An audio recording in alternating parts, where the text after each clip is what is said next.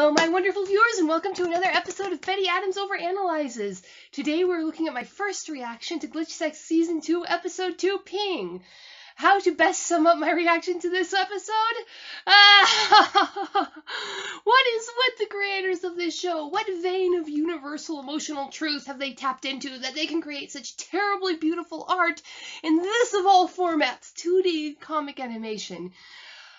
Oh, because it feels like the creators have hunted down every emotional trauma I have ever experienced and have lovingly crafted various episodes around said emotional traumas. Now, I know what's really going on. These creators are simply good storytellers. They tell stories about the universal truths that resonate with us because they are, just for the very reason that they are so universal. However, it sure feels like these episodes were crafted just for me. Ping is another episode I will probably never bring myself to watch again in its entirety, even if I do watch the greater majority of it several times. Just like Alpha Leader, it hurt too much, but sweet source of all pathos, this is a different pain and a vastly different situation. With Alpha Leader, I saw the exact problem coming from the first 30 seconds of the episode. With Ping, it was simply a slowly building unease that I could not foresee, but that increased with every time Fives lashed out at someone he loved or respected. I could see that Fives was in pain, and it made me uneasy about what caused that pain. But a pox of irritation on those creators. They are so good at hiding plot twists behind common tropes that I didn't see it coming till Five dropped the emotional hammer on Me-K.O. Even then, I didn't suspect the blow that was coming at the end of the episode. Silly, silly me. However, there's one huge difference between Ping and Alpha Leader. The pain was my personal remembered humiliations and embarrassment. It was a surface-level irritant that I saw coming and really wanted to avoid. I did not want to watch Alpha Leader. I did not watch it the first time around and only forced myself to watch the majority of it so that I could give an honest review. And I even skipped that little bit where the irritation got worse. This was completely different. Whew, I felt no shame about skipping the last little bit of Alpha Leader, no shame about not wanting to watch it, but the pain of Ping is deeper and sweeter. I couldn't stop watching this episode, even as it pierced my heart with a sword. And after it was done, I wanted to watch it again so much. I even went back and tried to rewatch the episode in full, tried to rewatch that final scene. I got all the way to seeing Five sitting in the window of his room before I just couldn't and chickened out, and I felt that it was cowardice. Whew! This episode was high art, and you cannot convince me otherwise. It deserves a place beside Rembrandt's Sacrifice of Isaac. I might feel less intense when the first wash of emotion has worn off, but as Me-K.O said, oh! I will go into why the last scene in the show hit me so hard at the end of the video, but you didn't come here to hear about my emotional trauma. You came here to hear about the episode. I'm trying very hard not to give many spoilers. I try to keep these first reviews vague, but I have to discuss this episode now. So you have been warned. We're going to go over some fairly big spoilers in this episode. But let's start with the fun parts of the episode. First, the title. Of course, I was wrong in my speculation about the meaning of the title beforehand. I pretty much said so as much when I was discussing what they might be.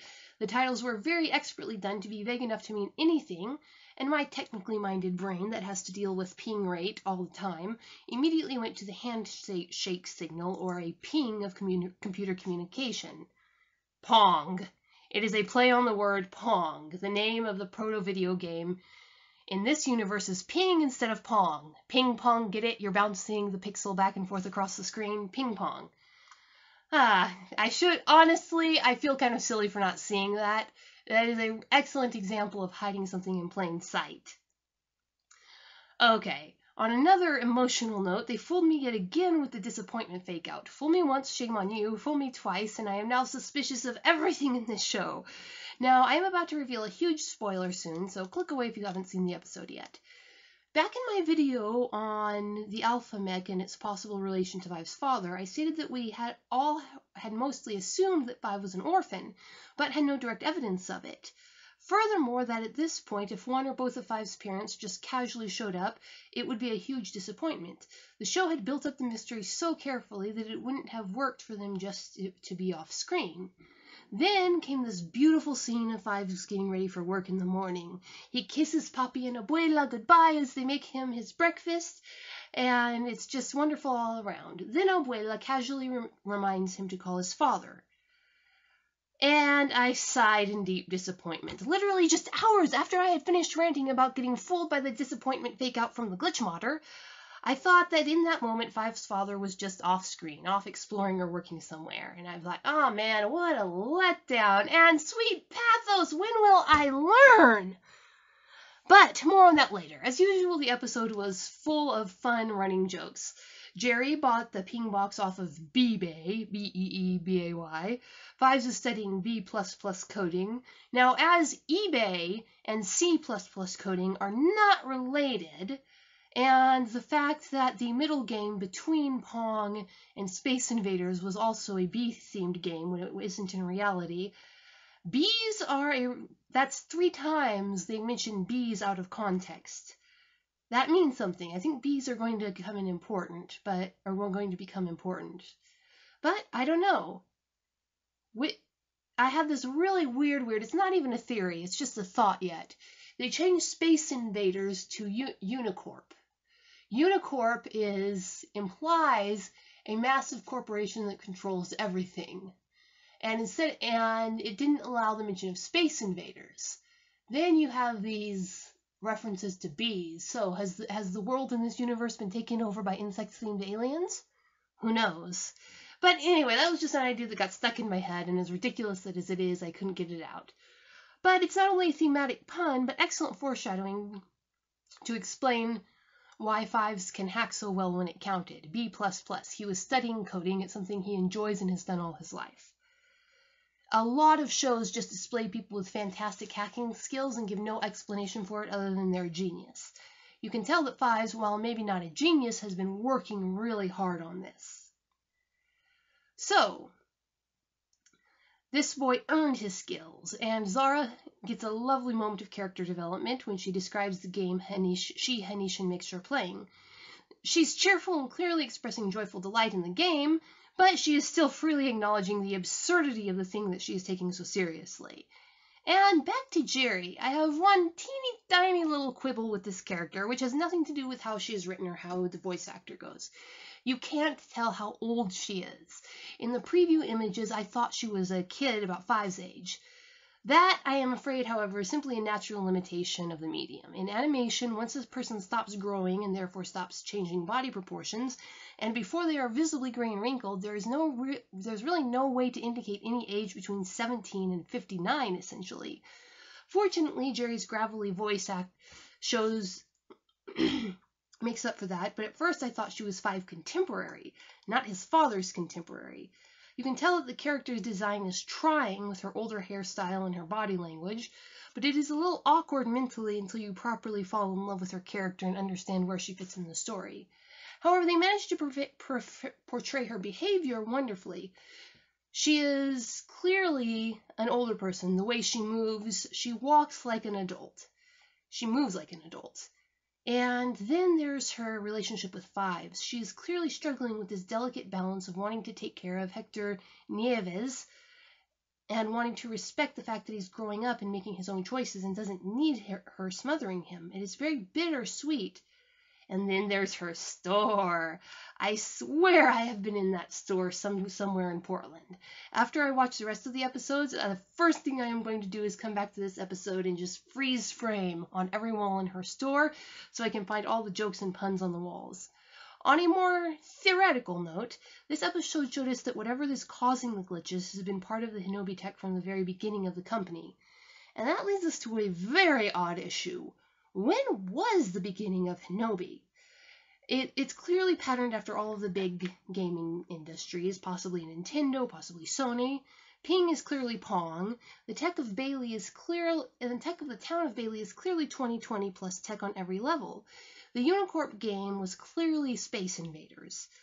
That actually gives us a set place. Space Invaders came out in 1978, meaning that it was being coded 75, 76, and 77. This means that Hector's dad would have had to been on the far side of 60 if this universe was following the same timeline as the real universe, which his dad is clearly not. In fact, it is strongly suggested that the time gap between the invention of Unicorp and the present day happened within Five's lifespan. That would make it, 16 years?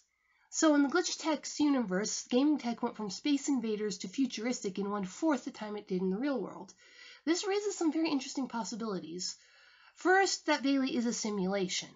If not that, a time-locked pocket dimension separate from the rest of the world, which takes us back to that bridge that no one ever seems to cross and the theory that no one ever leaves Bailey by the road. Except this episode offers 2 incidences where it is implied but not proved that people can and do leave Bailey. It is as the creator, but yet it isn't fully shown. You couldn't argue from those scenes that someone actually did leave Bailey over the bridge. It is as if the creators are deliberately trying to leave the concept, the theory that Bailey is a cage open, never answering it one way or another. Okay, leaving my personal theory that I could chew on all day alone for a minute. There was one joke that nearly split my sides. Okay, so there's this running joke, this running theme in geek culture about the power of science or the power of math. Some character uses this as a victory shout or as an explanation when they want to hand-wave away something that was clearly impossible with current science and technology. And it has been so overused, it's just become ridiculous. And many geeks I know cringe at the derivative use of this trope.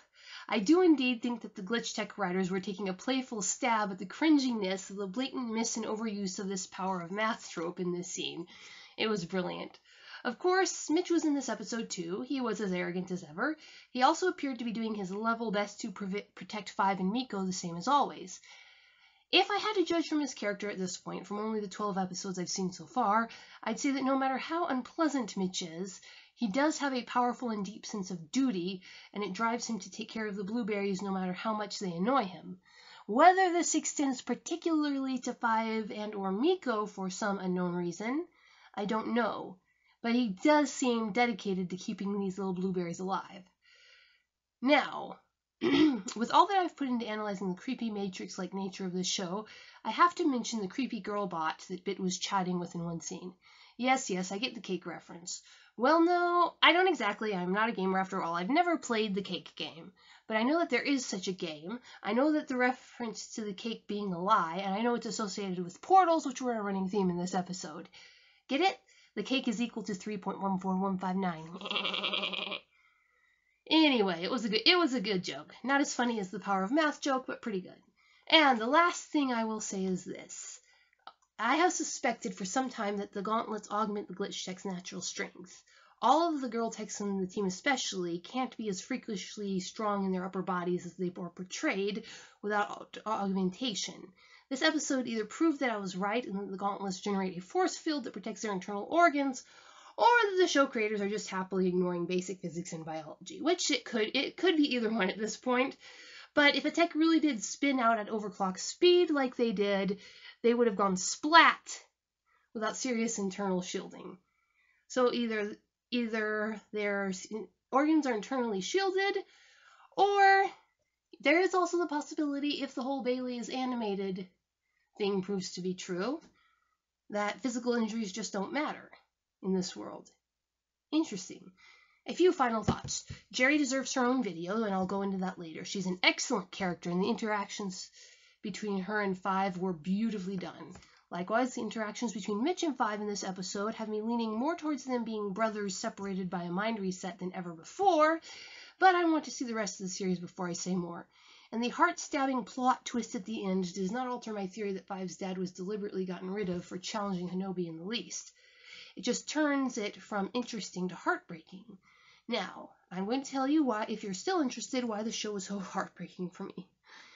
I have tried my hand at many a job in the decades I've been on this planet. I have counted fish in the Alaskan bush. I have waited tables in the large cities. A few years back, I tried my hand at transcribing. That's where you get an audio file and you type out the words you hear. There is a company that accepts audio and video transcripts from video files from people and paid other people to transcribe them using the company's software. The software was really good, but you really could only make money if you could type faster than 60 words per minute. I can't do that, but I figured all I needed was practice. Then I noticed an odd pattern. On the jobs listing site, the jobs usually went very fast. I liked the scientific ones best because I knew the hard words and I could do them fairly quickly. However, there was one client who was always on the jobs list and no one ever seemed eager to take these jobs. I accepted one after a few weeks on the site. It turns out that the county jail needed transcripts of all calls between prisoners and whoever they had called outside the prison. This company had apparently got the winning bid. The first two I did were fairly simple. No one answered the call, and I was mostly transcribing the recorded voices of the answering systems. Then I accepted one between a parent and their child.